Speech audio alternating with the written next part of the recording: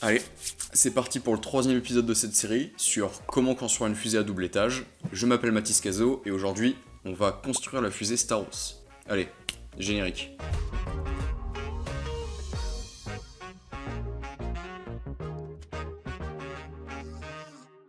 Dans les épisodes précédents, on avait vu si la fusée qu'on avait en tête était possible, comment budgétiser le projet, de quelle somme d'argent on avait besoin et surtout comment trouver l'argent. Aujourd'hui, on va s'attarder sur chaque système de la fusée pour les concevoir et je vais vous montrer tout notre cheminement de pensée tout au long du projet. Comme depuis le début de ce documentaire, on va procéder par système pour ne pas se perdre. Et bien sûr, j'ai pas besoin de toujours leur dire, mais on travaille en équipe sur ce projet, on est une dizaine, et chaque système n'a pas été fait les uns à la suite des autres, tout se fait en même temps, on se divise le travail pour aller plus vite. Tiens, petite question avant de commencer l'épisode. Si je vous demande de penser au système le plus important dans une fusée, qu'est-ce qui vous vient en tête là tout de suite d'un coup? Perso, si on me pose la question, ce serait soit le moteur, soit les réservoirs d'ergol. Parce que si on regarde dans une fusée, c'est à peu près 80-90% de la masse. Et surtout, sans eux, il n'y a pas de fusée. Donc techniquement, si vous avez répondu ça, vous n'avez pas forcément tort. Cependant, dans notre cas, c'est pas les moteurs, c'est pas les réservoirs, c'est la peau. Et vient avec la conception de la peau la décision la plus importante du projet, qui va définir tous les systèmes par la suite, le type de peau qu'on va utiliser. Alors passons à la conception numéro 1, la peau. Alors effectivement, si vous n'êtes pas familier avec la construction de fusées amateurs, ce choix peut vous sembler un peu bizarre. Pour vous expliquer plus simplement, il y a deux types de peaux, les peaux porteuses et les peaux non porteuses, qui viennent avec une armature interne. La peau, c'est simplement l'enveloppe de la fusée. Elle protège les systèmes internes des éléments extérieurs, mais il faut un élément qui rigidifie l'ensemble, une sorte de colonne vertébrale. Pendant le vol, la fusée subit énormément de contraintes, en particulier de flexion due à sa longueur. Et je vous fais pas de dessin, si la fusée est un peu molle, propulser un truc flasque, ça va être un peu compliqué.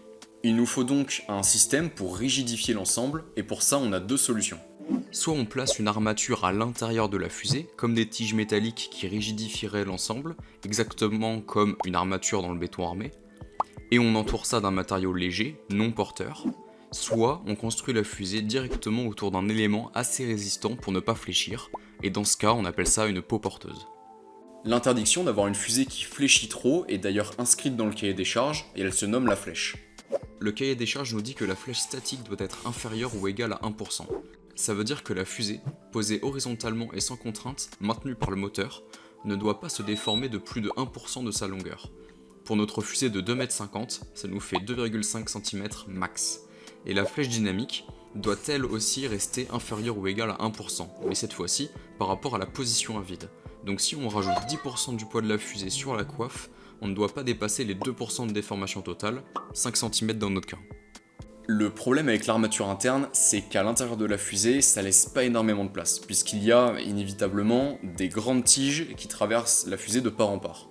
Mais c'est plus léger. L'avantage avec la peau porteuse, c'est que du coup, on a un maximum de place à l'intérieur puisqu'il n'y a rien, mais c'est un peu plus lourd. Dans notre cas, on a fait le choix d'une peau porteuse en aluminium, parce que d'accord c'est un peu lourd, mais avec toutes les complexités qu'on va avoir dans le projet, on préfère avoir au moins ça de fait, et surtout la conception est un peu plus simple. Le top, ça aurait été une peau en carbone, mais le problème c'est que ça coûte assez cher, et si vous faites une peau non porteuse avec une armature interne, vous pouvez très bien aussi utiliser de la fibre de verre qui est extrêmement léger, du PVC ou même du PLA avec un tube imprimé en 3D. C'est ce qu'on a fait à l'association avec un projet qui s'appelait Nyencat. Et je vous disais que ce choix conditionnait tout le reste du projet, puisque inévitablement, s'il y a des grandes tiges en acier qui parcourent tout le long de la fusée, il va falloir modifier les systèmes en conséquence. C'est vrai que ça prend un peu de place. Et l'avantage, avec le choix déjà fait de quelle peau on va utiliser, c'est qu'on sait comment est-ce qu'on va attacher les systèmes. En l'occurrence, pour nous, des vis sur la peau. Et maintenant qu'on a le matériau du tube, on peut estimer son poids, puisqu'on a les dimensions. On calcule le volume du cylindre, on retire l'air à l'intérieur et on multiplie le tout par la masse volumique. On obtient 4 kg. En termes de conception, c'est pas le système qui nous a demandé le plus de travail, puisque du coup le tube, on l'achète sur internet, on a juste à l'usiner pendant la fabrication de la fusée. Du coup, passons au système suivant, conception numéro 2, les bagues moteurs. Le rôle des bagues moteurs, ça va être de faire la liaison entre le moteur et la structure porteuse de la fusée, donc si vous avez bien suivi, la peau, et d'être assez résistant pour résister à l'accélération de ces derniers. Alors juste une petite parenthèse pour vous expliquer le système des moteurs au C-Space. On en a 4 disponibles, le Pro 24, le Pro 54, le Pro 75 et le Pro 98. Et chaque chiffre correspond au diamètre du moteur. Le Pro 24 correspond à un petit moteur, il est à destination des minifs et a une poussée de 250 Newton. Le Pro 54, quant à lui, est destiné aux petites fusex et a une poussée de 900 Newton. Le Pro 75 est destiné aux grosses fusex. Nous, personnellement, on va utiliser un Pro 75 et il a une poussée de 1300 Newton. Et enfin, le Pro 98, il a 1500 Newton de poussée. C'est juste aberrant, mais c'est impossible de l'avoir. En fait, Planète Science nous demande de justifier le besoin d'un moteur, et généralement les fusées sont pas si lourdes que ça, et n'ont pas besoin d'un moteur énorme. Le Pro 75 fait déjà bien l'affaire, et même si ça nous ferait vraiment plaisir d'avoir un moteur qui pousse autant pour nous faire décoller à 4 km, Planète Science ne veut pas. À ma connaissance, il y a extrêmement peu de projets qui ont utilisé un 98.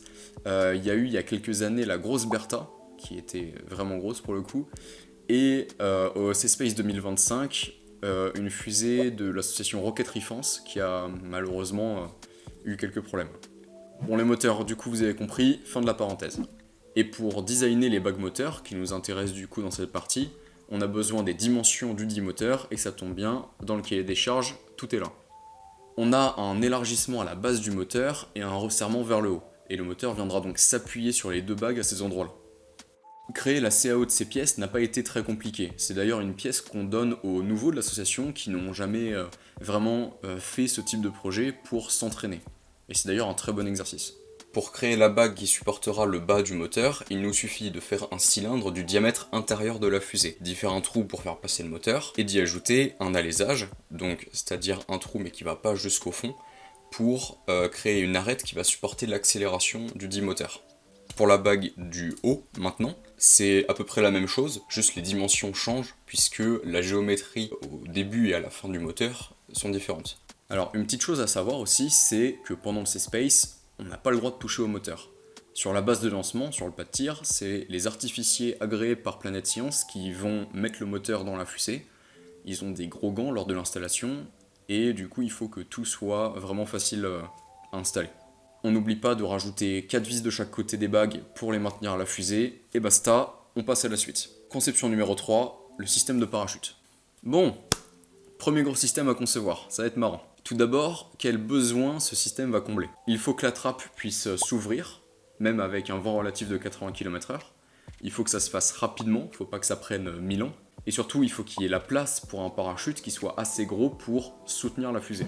Les contraintes maintenant, on n'a malheureusement pas le droit d'utiliser d'explosifs, donc les charges de dépotage, c'est mort. Pour ceux qui ne voient pas ce que c'est, une charge de dépotage, c'est une petite charge explosive qu'il y a généralement dans la coiffe de la fusée, qui lors de son explosion va enlever la coiffe de la fusée, qui va elle-même emporter le parachute avec elle, ce qui va l'ouvrir. Pour l'ouverture, il n'y a donc pas 36 solutions, il nous faut un système mécanique.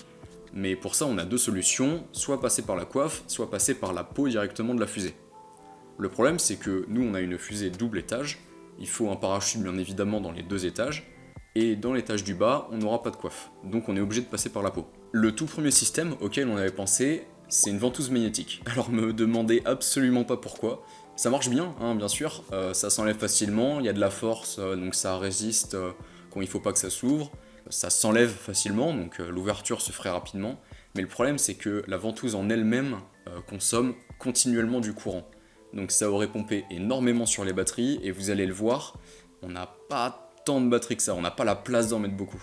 Donc à la trappe, sans mauvais jeu de mots. La deuxième idée qu'on a eue, c'est de mettre un solénoïde. Pour ceux qui ne voient pas ce que c'est un solénoïde, c'est un petit verrou magnétique qui, quand le courant est activé, une bobine fait de l'induction et rétracte une barre métallique qui sert de verrou. Alors du coup ça marche, ça pompe pas du courant en continu, c'est assez rapide, mais le problème c'est que c'est vraiment pas résistant, et le système de parachute qu'on a conçu, pour s'ouvrir et s'éjecter rapidement, on a mis un petit ressort qui force quand même et met de la contrainte sur le système, et c'était vraiment pas assez résistant, il aurait fallu un solénoïde énorme et on n'avait pas la place. La solution qu'on a trouvée, c'est de prendre un moteur pas à pas et d'y rajouter une crémaillère qui va transformer un mouvement de rotation en mouvement de translation. Au bout de la 9e version, on s'est retrouvé avec ça. Au bout de la crémaillère, il y a donc une fourche qui, grâce à ces deux tiges, assure une sécurité optimale pour la trappe, qui vient s'insérer dans cette partie ici en jaune, qui sera attachée à la trappe. Une fois que cette partie est libérée, la partie jaune attachée à la trappe s'envole, amenant avec elle le parachute. Donc avec ça, le système de parachute c'est ok, on passe à la suite. Conception numéro 4, la séparation. Un gros morceau quand même celui-là, mais vous inquiétez pas, on va y aller pas à pas et vous allez tout comprendre. Mais de toute façon, comme on dit en anglais, hein, it's not rocket science. Avec mon accent. Bon, comme le système précédent, partons du cahier des charges pour savoir ce qu'on a besoin. Le système devra faire la liaison entre les deux étages, bien évidemment, mais il devra surtout garder une flèche correcte pour qu'on puisse quand même passer le test. Puisque la peau sera coupée en deux, elle jouera plus son rôle de colonne vertébrale de la fusée. Mais non seulement il faut qu'il soit vraiment résistant, qu'il n'y ait pas de jeu, mais il faut aussi que ce système soit très fiable, qu'il s'ouvre rapidement et qu'il éjecte les deux étages l'un envers l'autre. Au tout début, on avait pensé à un système de crémaillère. Avant de casser les dents de la crémaillère, il va quand même falloir y aller. Mais on s'est vite rendu compte que la flèche allait être catastrophique, qu'il n'y aurait même pas de la place pour le moteur, et que le système n'aurait pas été fiable. Alors, on a pensé à autre chose. Puisque les deux étages sont coupés en deux et ne peuvent plus faire leur lien de colonne vertébrale de la fusée, pourquoi est-ce qu'on reprendrait pas du coup le système d'armature interne qu'on a évincé, mais spécifiquement pour ce système? Des tiges qui parcourraient de long en large la fusée, mais que sur cette petite portion, pour rigidifier l'ensemble.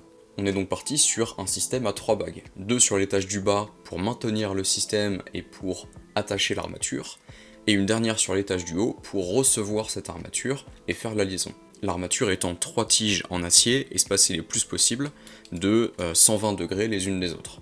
Il y a également 3 tiges filetées qui sont actionnées par un système d'engrenage, lui-même actionné par un pas à pas. Alors les tiges pour l'armature interne c'est une bonne idée, mais le problème c'est que les filetages mettent énormément de temps à se délier, c'est pas du tout ce qu'on veut. Nous on veut un système qui en un quart de seconde s'active et se désactive, et là on n'y est absolument pas.